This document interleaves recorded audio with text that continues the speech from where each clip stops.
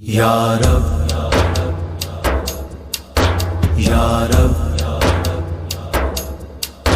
یا رب دل مسلم کو، یا رب دل مسلم کو وہ زندہ تمنا دے، یا رب دل مسلم کو جو قلب کو گرما دے، جو روح کو تڑپا۔ السلام علیکم، میں اسد الرحمان اور آپ دیکھ رہے ہیں ہمارا چینل الہند لائیو ٹی وی اردو۔ ہمارے ساتھ اسلامک اسکالر ہیں مولانا امیر الدین قاسمی صاحب۔ پچھلے ایپیسوڈ میں ہم نے ان سے رمضان کی اہمیت اور افادیت پہ بات چیت کی تھی۔ دیکھیے، رمضان ایک ایسا مہینہ ہے جو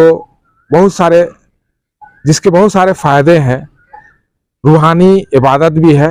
وہ ایک مہینے کا روزہ ہوتا ہے اور اس میں روزے دار جو روزہ رکھتے ہیں ان کو اگلے 11 مہینوں کے لیے تیار کیا جاتا ہے۔ یہ ایک طرح کا کریش کورس ہے۔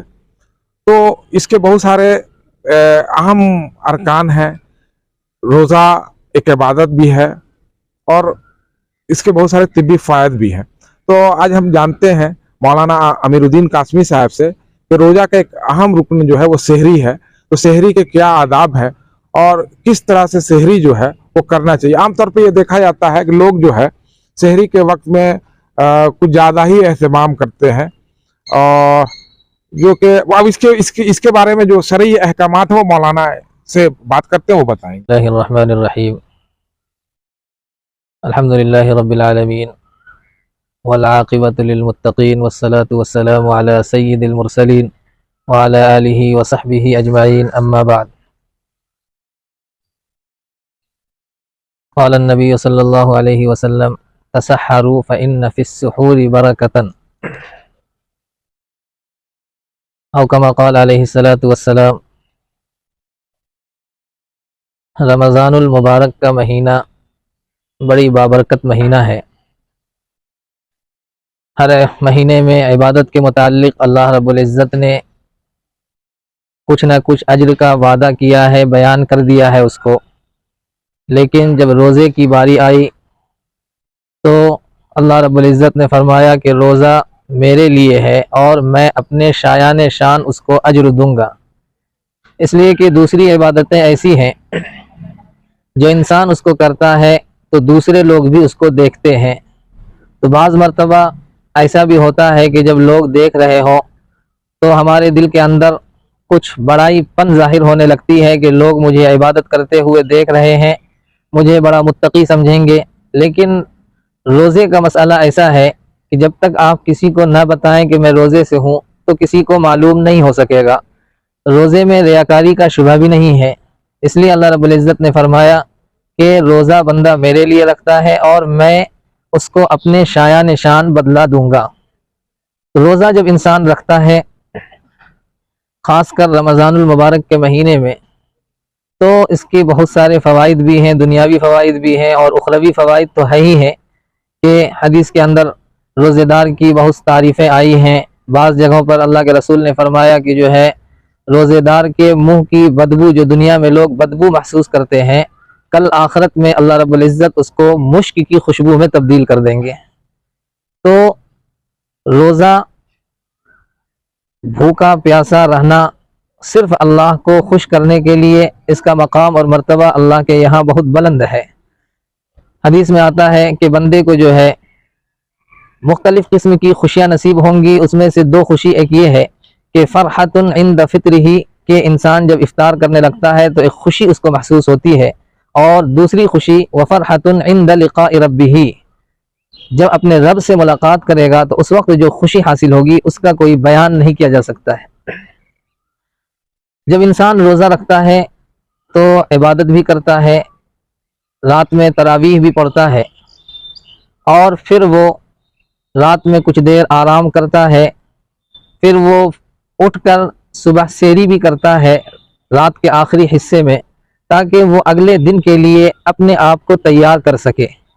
سحری ایک مستحب عمل ہے، یہ رسول اللہ صلی اللہ علیہ وسلم کے قول سے بھی ثابت ہے، اور رسول اللہ صلی اللہ علیہ وسلم نے کر کے بھی دکھایا ہے۔ آپ صلی اللہ علیہ وسلم نے فرمایا کہ سحری کیا کرو اس لیے کہ سحری میں برکت ہے۔ برکت وہی معنی ہے کہ جب انسان سحری کرتا ہے تو رسول اللہ صلی اللہ علیہ وسلم کے حکم کی تعمیل میں کرتا ہے، اس کا بھی ثواب ہے۔ اسی طرح سحری کرنے کی وجہ سے اس کے بدن میں طاقت رہتی ہے، جس کی وجہ سے دن میں وہ اچھی طرح سے عبادت کر سکتا ہے، جو بھوک کی حالت میں نہیں کر سکتا ہے۔ بھوک کی حالت میں انسان سستی کرتا ہے، لیکن جب سحری کرتا ہے تو وہ دن بھر بدن کو طاقت پہنچاتا ہے، تو انسان ذکر میں بھی اور عبادت میں، نماز وغیرہ میں سستی نہیں کرتا ہے۔ اور اسی طرح اللہ کے رسول نے فرمایا کہ سحری کیا کرو اس لیے کہ ہمارے اور اہل کتاب کے درمیان فرق کرنے والی چیز یہ سحری ہے۔ وہ سحری نہیں کیا کرتے تھے اور ہمیں سحری کرنے کا حکم ہے تاکہ ہم اس کی مخالفت کر سکیں۔ تو سحری کے مختلف فوائد ہیں۔ سب سے بڑی چیز یہ ہے کہ اس میں رسول اللہ صلی اللہ علیہ وسلم نے خود سحری کرنے کا حکم دیا ہے، اور سحری کا وقت جو ہے یہ صبح صادق تک ہے۔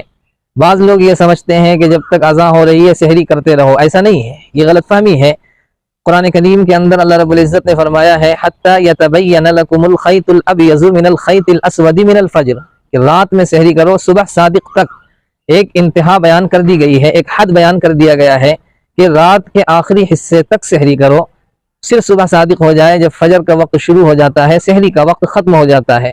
اگر صحیح وقت پر اذان دی جائے تو گویا کہ وہ صبح صادق کے بعد دی جا رہی ہے، تو اذان کے دوران کھانا پینا یہ روزہ کو ختم کرنے والی چیز ہے، اس سے بچنا چاہیے، اس لیے کہ سحری کا دار و مدار وقت پر ہے، اذان پر نہیں ہے۔ اذان کبھی 5 منٹ لیٹ بھی ہو سکتی ہے، اس لیے انسان کو یہ چاہیے، روزہ رکھنے والوں کو یہ چاہیے کہ وہ وقت دیکھ لیا کریں کہ سحری کا وقت آخر کئے بجے تک ہے، اسی کے حساب سے وہ سحری کیا کریں، نہ کہ جو ہے وہ اذان پر بھروسہ کر کے صبح تک کھاتے رہیں۔ اس سے اپنا روزہ کا بھی نقصان ہے اور اپنی لاپرواہی بھی ظاہر ہوتی ہے اس سے۔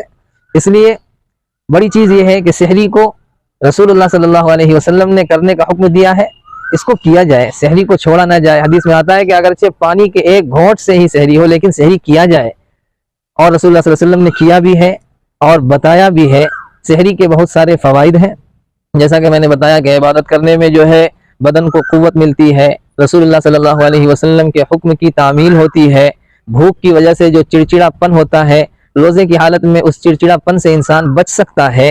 اس لیے ہماری گزارش یہی ہے کہ انسان صبح سحری کے وقت اٹھے اور سحری کرے، اس لیے کہ سحری کے بڑے فائدوں میں سے ایک فائدہ یہ ہے کہ جب انسان سحری کے لیے اٹھتا ہے تو اللہ کی ذات اس کو یہ توفیق بھی عطا کر دیتی ہے کہ سحری کے بہانے وہ کچھ رکعتیں نماز بھی پڑھ لیتا ہے اس وقت، ورنہ جو لوگ مٹیا کر سوئے رہتے ہیں تو سحری سے بھی محروم ہو جاتے ہیں اور تہجد سے بھی محروم ہو جاتے ہیں۔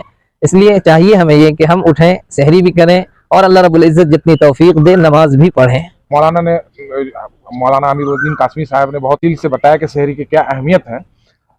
اس کے جو روحانی اور دینی جو فائدے ہیں وہ تو ہیں ہی ہیں، لیکن سائنٹیفک ریزن بھی ہے کہ جیسا کہ اب تو ریسرچ بھی آ رہا ہے، تو روزہ پر بھی آ رہا ہے، اور جو افطار ہے اور سحری ہے، ان سب چیزوں پہ مطلب سائنسدانوں نے یہ پروو بھی کیا ہے کہ اس کے جو مثبت اثرات، پازیٹیو جو اثر ہے، پازیٹیو وہ انسانی جسم پہ پڑتا ہے۔